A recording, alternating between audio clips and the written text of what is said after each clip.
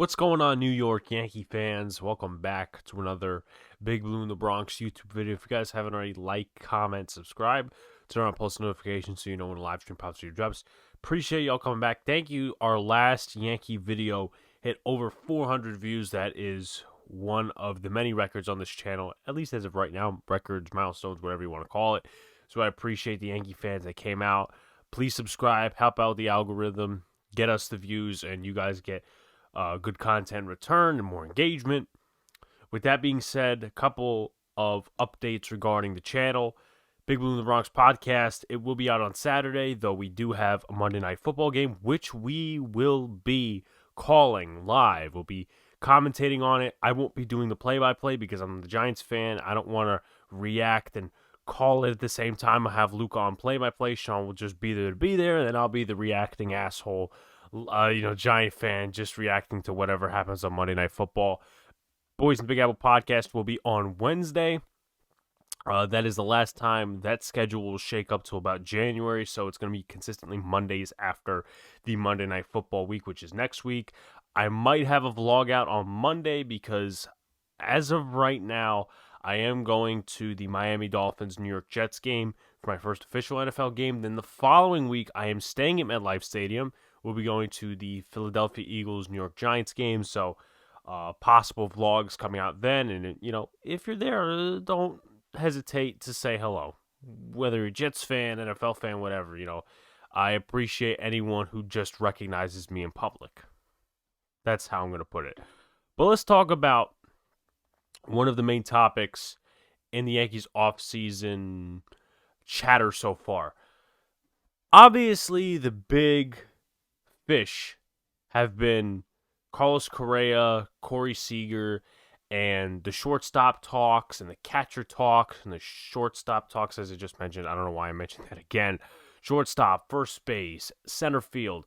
Those are positions that the Yankees definitely need to upgrade. Another position, in my opinion, which they could add to, is starting pitching. Now, let me give a description on Brian Cashman so far and my thoughts on him. This is a year where Cashman cannot fuck up the Yankees.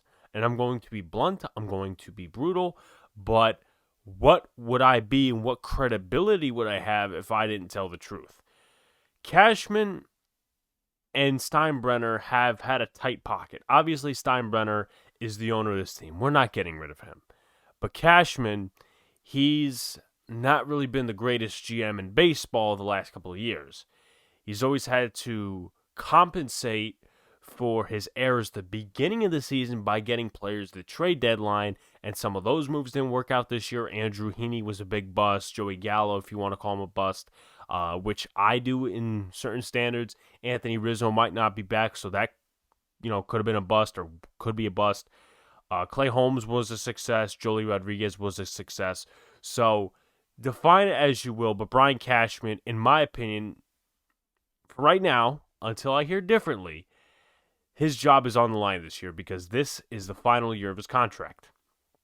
And the Yankees are prepared as an organization to go out over the luxury tax. Now, as a side note, Hal Steinbrenner wanted to lower the luxury tax. He voted with one of the councils or members of a certain council within the MLB to lower it. Obviously, that did not pull through. And then, obviously, all of this is pending the work stoppage, which Sean loves to talk about in the Boys and Big Apple podcast for some reason. I think he has a work stoppage fetish or something like that. But the most important thing here is that Brian Cashman is clearly trying to save his job, in my opinion. Now, if you want my honest opinion, I think he's going to stay past this year, but he has to be a general manager this year like it's his last year. Like he's not playing, but he's like he's working for a contract extension. I want to also talk about someone else in the starting pitcher talks. Robbie Ray has been another, I would say, big fish that a lot of people are talking about. Now, one of the main reasons recently is because he won the Cy Young Award over Gerrit Cole. A lot of Yankee fans aren't happy about that. That's not something that's going to be a part of this video. And another reason is that a lot of people are saying, hey, let's go out and get Robbie Ray. Let's get a 1-2 punch. Severino isn't necessarily a sure thing next year, even though he did pitch well at the back end of the 2021 season. Here's my thing. The Yankees, whether they're spending large or they're spending small, in my opinion, starting pitching, going after Robbie Ray is not necessarily something that should be on the top of their minds. It shouldn't be, in my opinion, because you got shortstop, you got catcher, you got center field, you got first base, you have prospects. You have to move in order to get certain guys at certain positions. So starting pitcher, specifically Robbie Ray, is not necessarily the biggest concern. If they get Robbie Ray, I don't think they will. If they get Robbie Ray and he turns out to be a good 1-2 punch between him and Gerrit Cole, and it works out and we win a World Series or we go far in the playoffs, then we won't see it as a bad thing. But right now, it's not necessarily a need. However, I think the back of the rotation does need work a little bit.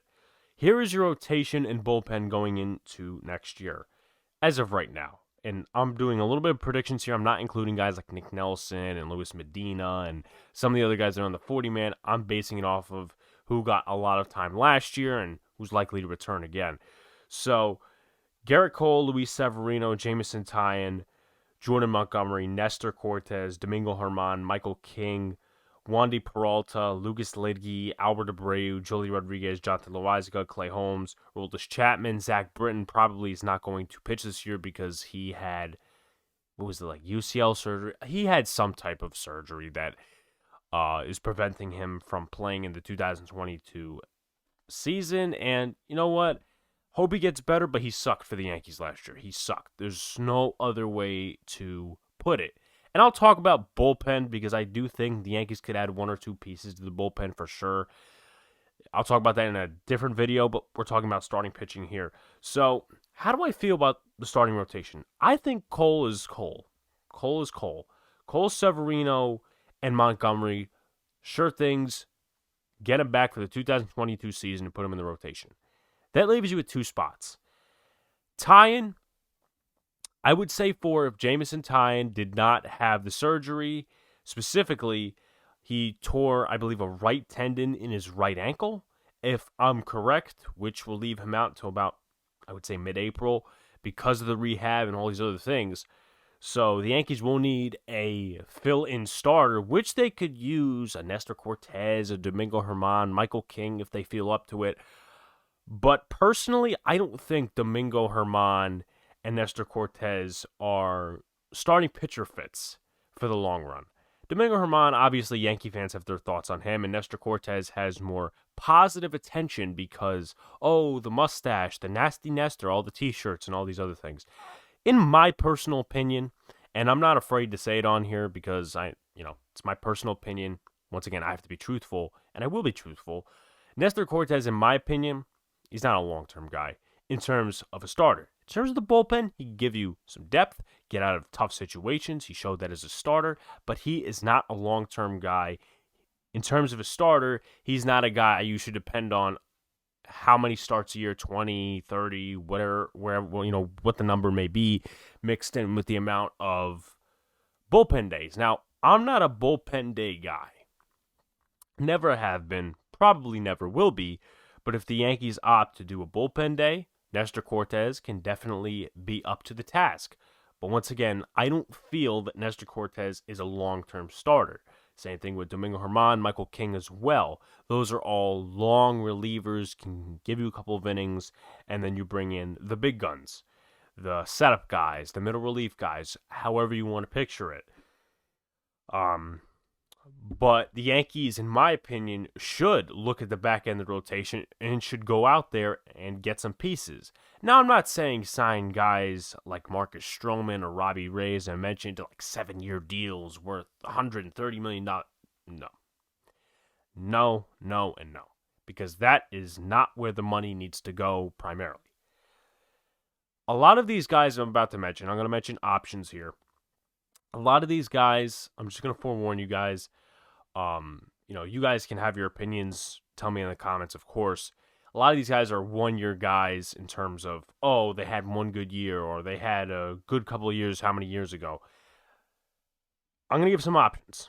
You guys, once again, tell me in the comments what you guys prefer for the back end of the rotation. But as of right now, you're looking at least in my opinion, you're looking at 3 starters, Nestor Cortez to be that spot fill-in starter for Tyatt, and then you need somebody for number 5.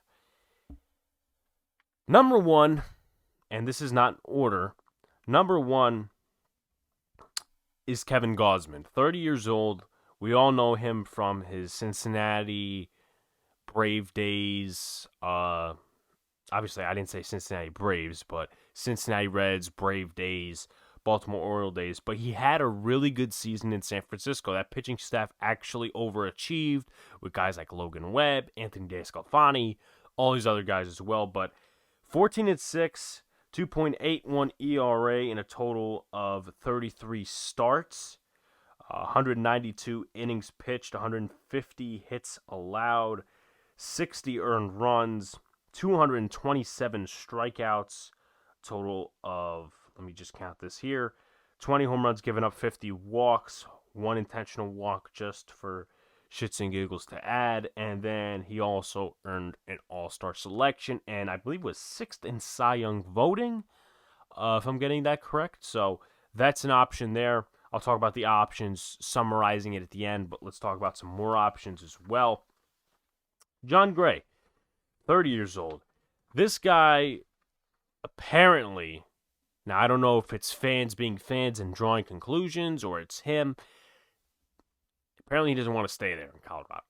Personally, I don't blame him because Colorado has been a shit show for the last couple of years. Trevor Story was one of the only guys there last year, and Jon Gray's a free agent. Trevor Story's a free agent, so now they have the opportunity to leave, which means a change of scenery, which means a possible uptick in production. Jon Gray really hasn't been great over the last, I would say, 2 years. 2019, he had an 11-8 record, 3.84 ERA, 150 innings pitched. But you look at recently, you look at last year, he had a total of 29 starts, and in those 29 starts, he had an 8-12 record, 149 innings pitched, 140 hits given up, total of 76 earned runs, 21 home runs given up, 157 strikeouts, 21 home runs, and I think that's it. Yeah. He also was 6th, I believe, Rookie of the Year voting in 2016. Yankee fans know him, not because of the pitcher. Well, actually, yeah, because of the pitcher he is, because of the situation he's in, but also, just as a fun fact, in 2015, I think it was 2015, so either 2015 or 2016, he gave up a grand slam to Chase Headley, and the Yankees won that game, I believe, 8-7. So, fun fact for you guys in this video. So, that's another option. And I'm only going a few options here. But with that being said, a lot of these guys are in bad situations. A lot of them don't have the greatest records in the world. Robbie Ray really didn't have a great record before he went to some of the other teams he went to, and then his production started going up, and now he is a Cy Young winner. But let's talk about 2 other guys. And we all know the situation in Oakland right now. They got rid of their manager. They didn't fire him, but they just let him walk out for some reason. Matt Olson is possibly on the trading block. They're looking to shed some salary. And everybody's talking about, oh, Matt Olson and Sean Manaea. Manaea is an option for me, definitely. But what about Chris Bassett? What's the situation with him? I personally want to find out more. He was one of their best pitchers last year. And I just don't see why they wouldn't trade him for salary reasons, because, I mean, it's $8.8 million, at least from what I know. Maybe they keep him there as a piece for the future, but he is 32 years old, so it wouldn't make much sense in my opinion.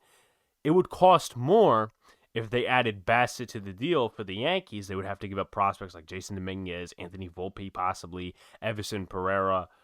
There's a couple other guys you could add in there to balance out the value of the trade with Matt Olson and Chris Bassett on one side, but let me stop the talking and get to the stats. So Sean Manaea this year, 11-10 record in 32 starts, 2 complete games. So It's pretty good. Those complete games, I believe, were shutouts as well. 179.1 innings pitched, 78 earned runs, 25 home runs given up this year, 194 strikeouts, and 41 walks. You take a look at Chris Bassett, who's 32 years old, 12-4, 3.15 ERA, 27 games started, 157.1 innings pitched, a total of 127 hits given up, 15 home runs, 55 earned runs, 159 strikeouts, was an all-star, and was 10th, I believe, in Cy Young voting. So let that be known to anyone who wants the facts about it. So let's talk about two more guys. Both pitched for the San Francisco Giants this year. Both, I think, would be solid options, once again, like the others, at the back end of the rotation, maybe in the 4 spot, 5 spot, wherever you want to put them. Alex Wood, Anthony DeSclafani. I'll go with DeSclafani first, then I'll go with Alex Wood. DeSclafani pitched in Miami in his rookie year, then he went to Cincinnati for a couple of years, really wasn't a consistent pitcher, mostly bad records, and then he goes to San Francisco, and he has a good year, 13-7, 3.17 ERA, 31 games started, 2 shutouts, 167.2 innings pitched, 141 hits allowed, 152 strikeouts, 1 intentional walk, 42 walks, 19 home runs given up. You take a look at Alex Wood, and he was a Cy Young candidate in 2017 with the LA Dodgers. He was good with the Braves a couple of years ago, but that's all behind him mostly. But he, once again, did have a rebound season. Compared to the last couple of years of his career in San Francisco this year, 10-4 record, 3.83 ERA, 26 games started, 138.2 innings pitched, 125 hits given up, 152 strikeouts, 39 walks, 14 home runs given up. So, these options, obviously you guys in the chat, in the comments, can debate which options are good, which options are bad. These are guys close to, if not in their 30s. And these are not guys, oh, we're going to sign this guy for 10 years. No. If you're looking for that, you have to develop in the minor leagues. You have to develop in your system. But the Yankees, as I talked about before with Brian Cashman, they have to make a run at the World Series like they do every year. That's the standard. That should be the standard because they've won 27 titles. They haven't won 3. But with that being said, in my opinion, they could take a chance on some of these guys. I'm not sitting here and talking about some of these other guys and like, oh, this guy had like a 7-8 record last year. These guys, in my opinion, most of them need a change of scenery. Sean Manaea and Chris Bassett, those guys you probably need to trade for. You'll be giving up prospects, and it's not like you wouldn't do that anyway for Olsen, but also Brian Cashman has to remember, do not hug prospects like they're actually going to mean something for you in the future, because guys like Everson Pereira, the Yankees outfield is currently stacked. Estevan Florial is going to be likely a backup outfielder in my personal opinion. Some of these other guys in the minor leagues, Jason Dominguez, what are they going to do with him? That's another topic of discussion. And then you also have some other guys out there like Danny Duffy who could fit the back end of your rotation. So we'll see. We'll see what happens. But in my opinion, this position cannot be neglected as in the back of the rotation. I don't think you have as many sure answers as many Yankee fans would think. Obviously, you got the 3 plus Tyon when he comes back. And Nestor Cortes and Domingo Germán, again, are good bullpen pieces at this point in their careers. But Nestor Cortes only had 1 good year in his major league career so far, being last year. And you don't want to see him get back on the train of inconsistency and mediocrity. You want to be prepared for that situation. That way, if we bring in Chris Bassett, if we bring in Sean Manaea, if we bring in, some of these other guys, we don't have to worry about Nestor Cortes. Is he going to fall, or is he going to rise even more? Is he going to stay the same? So, I'm sorry for the mumbling, but that's pretty much it, guys. Let me know who you guys want at the back end of the rotation. Do you think they should stick with the guys they have now? Let me know. If you guys haven't already, like, comment, subscribe, turn on post notifications so you know when a live stream pops video drops. Appreciate y'all coming back. Peace out. See you later. Stay cool.